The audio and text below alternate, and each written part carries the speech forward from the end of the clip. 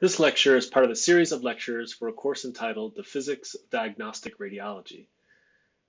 The first lecture, MRI Systems and Hardware, is broken down into 4 parts. Lecture 1, Part 4, the last part, covers gradients and coils. At the end of this section, you should be able to explain the importance of gradients to MRI, to understand how to calculate the magnetic field strength and direction when B0 and gradients are active, to relate the use of gradients to slice selection, to explain the role of the receiver coil in MRI, to distinguish between the body coil, the head coil, and each channel, and to compare and contrast the magnitude and temporal characteristics of the B0, B1, and gradient fields.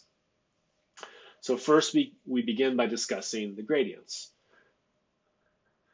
You'll recall in our overview diagram of how MR works that we've discussed how B0 transforms magnetic dipoles to bulk magnetization and serves as the polarizer, how B1 acts as the exciter to transform bulk magnetization into transverse magnetization. And in this lecture, we'll begin to discuss the role of gradients. Gradients perform both spatial encoding, and their information is also needed to do so-called spatial decoding. Important steps in moving from magnetic dipoles to ultimately forming magnetic resonance images. If we do a teardown of the MR scanner, we can look inside and see some important hardware components. In the previous lecture, we talked about the body coil. The body coil is centrally located near isocenter so as to excite spins in the middle of the scanner. The gradient coils have larger geometric extents, but fundamentally serve to manipulate the magnetic field strength in a linear spatial pattern as a function of either the X direction, the Y direction, or the Z direction. Their hardware extent is larger, but they primarily exert linear spatial variations in the magnetic field in and around isocenter itself. So what are gradients? Well, gradients are small in that they are less than about 5 Gauss per centimeter. We measure gradients in units of Gauss per centimeter, that is field strength per unit distance. A typical magnetic MR system would have magnetic field gradient strengths of about 5 Gauss per centimeter. And therefore, for a 30 centimeter field of view, that is plus minus 150 millimeters, we can estimate that the magnetic field exerted by the gradients themselves is as high as about 7.5 millitesla. So these are intermediate magnetic fields, much weaker than the B0 field, but much stronger than the B1 field. I've said it before, but these are spatially varying fields. In fact, they are linear gradients, so they spatially manipulate the magnetic field to vary linearly as a function of X, Y, or Z. It adds to the B0 field strength. These are superposing fields, but it only adds, at least in principle, along the Z direction. So these are not X or Y oriented fields. These are Z directed magnetic fields that vary over space as a function of X or Y or Z. They're also time varying. The magnetic field gradients are turned on or off very rapidly during MR scanner. And the rate at which we can turn the gradients on and off is governed by what we call the slew rate, or in fact, the maximum slew rate. The units here are a little bit different again, on the order of about 150 to 200 millitesla per meter per millisecond. That is gradients per unit time. They are, of course, magnetic fields that add or subtract to the main B0 field. And again, they're parallel to B0. They point along the same direction as the B0 field, but very linearly along the different Cartesian directions. Gradients are not fields perpendicular to B0. The Y gradient is not perpendicular to B0. The X gradient is not perpendicular to B0. So gradients are special kinds of inhomogeneous fields whose Z component varies linearly along a specific direction called the gradient direction. So here on the right-hand side, we see we have an X gradient, oftentimes denoted as G sub X. And that gradient strength is dotted with a spatial position along the X direction, or the X distance from isocenter. The product of gradients and distance gives us units of magnetic field strength. On the left-hand side, we see that the B field generated by the gradients, so B sub G, points only along the Z direction. That's the only possibility, at least in the sort of conventional description of MR gradients, that vary as a function of the x direction. So this B field varies as a function of x, and we can multiply x here to determine, or define rather, the magnetic field strength at a particular point in the scanner. So here we have an example of a cross-section of MR scanner, and with the gradients turned off, that is, no gradients are turned on, then the magnetic field is in principle B0 everywhere within the MR scanner, and as a consequence, the Larmor frequency is constant through the MR scanner because B0 is constant, and of course gamma is constant.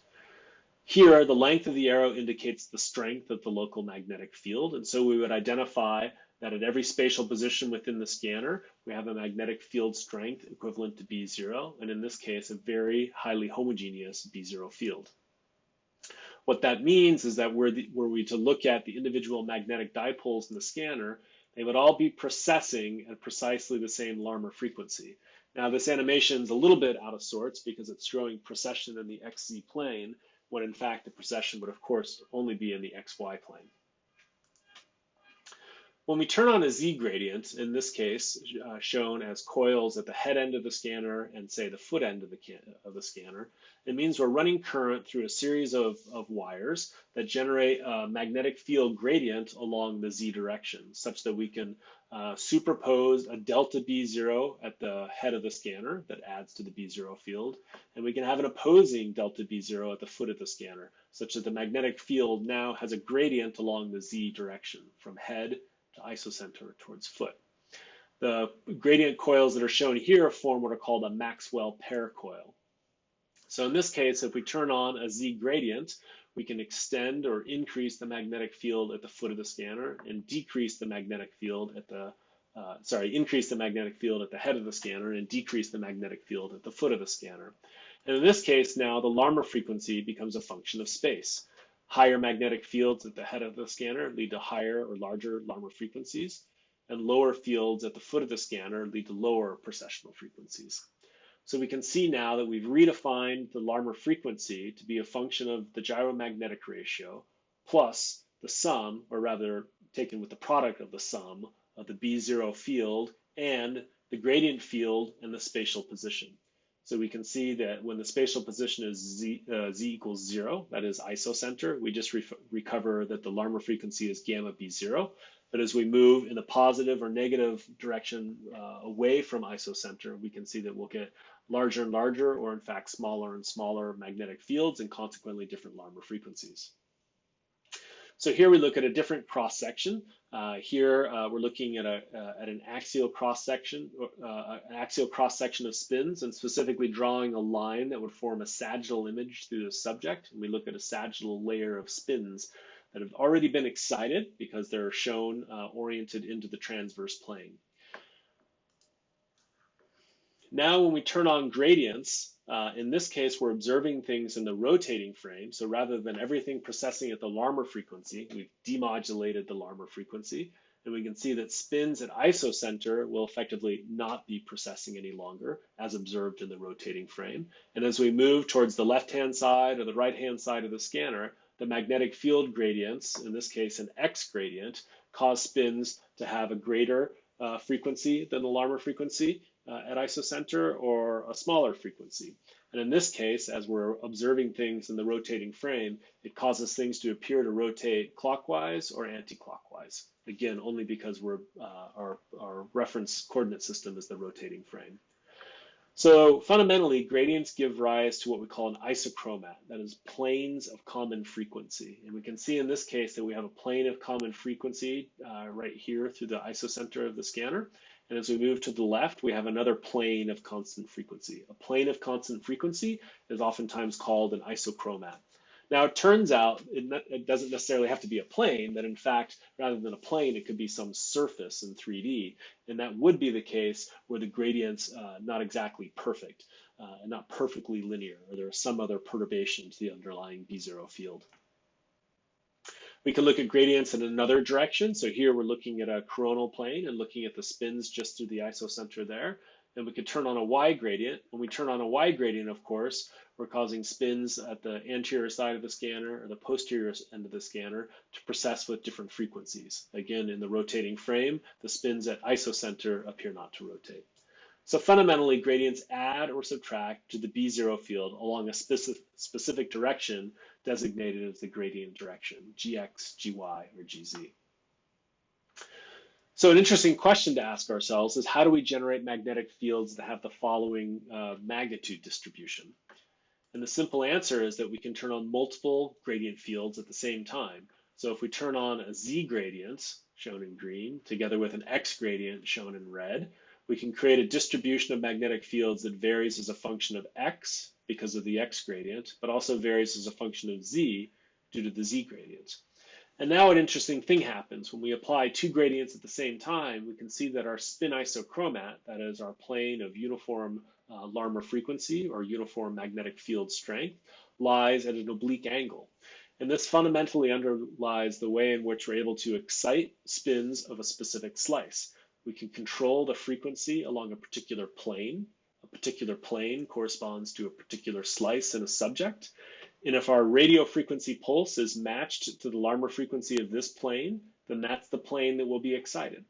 If, on the other hand, we change the Larmor frequency and increase it slightly of our RF pulse, then we could perhaps excite spins that are oriented along a parallel plane in a different oblique slice. So the application of magnetic field gradients in combination with an RF pulse fundamentally underlies our ability to excite a specific slice within the subject. That's the first important aspect of spatial encoding. So here's just a slightly different example of simultaneous gradients creating an arbitrary isochromat plane. In this case, we've turned on X and Y gradients at the same time, and we can see that along this diagonal plane here, we have spins that form an isochromat. They are of common frequency, and an RF pulse tuned to this particular Larmor frequency would result in our ability to excite that particular oblique slice. We now turn our attention to coils and receivers. You'll remember that after we've used gradients to manipulate the magnetic field and used them for spatial encoding, we haven't described all components of spatial encoding, but we've provided some insight as to slice selection. Once we've excited a particular slice and generated some transverse magnetization, that's amenable to detection through Faraday's law of induction if we have a nearby coil. And that means our spatially encoded magnetization can be converted into a received voltage, which subsequently undergoes additional image processing steps to form a medical image. So here shown again in diagram, there's a bunch of spins precessing in the transverse plane, and those spins, the flux that those magnetic dipoles create in a nearby coil will lead to the production of a voltage signal that can be recorded by a nearby computer. The trick really is to encode spatial information and image contrast into the so-called echo, or the signal that we receive.